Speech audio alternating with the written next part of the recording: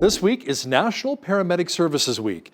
It's an opportunity to recognize hardworking and courageous professionals for their dedicated public service and to thank them for protecting our health and safety.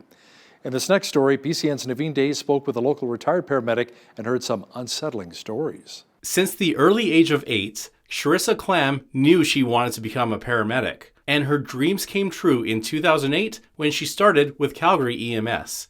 Now retired from the job, Clam says the work is overwhelming, especially with an overburdened support system. Often there'll be one ambulance available. It's called a red alert in the city of Calgary. So you can imagine the response times can be up to 10 to 15 minutes. The firefighters are usually the first responders to arrive, and a lot of them have training in the medical field.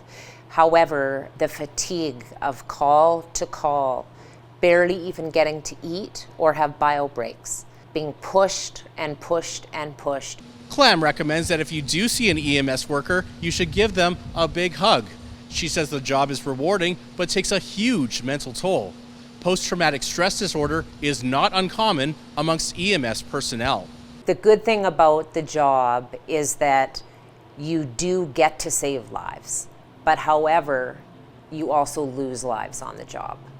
And unfortunately, over time, those losses can catch up with the positive saves from too much negativity, starting to forget the goodness in the job that they're doing every day, and the saves, and they're starting to focus on the negative. Clam adds that suicide among EMS workers is higher than average. This is fresh in her memory following the news of a work colleague who recently died by suicide. For Bridge City News, I'm Naveen.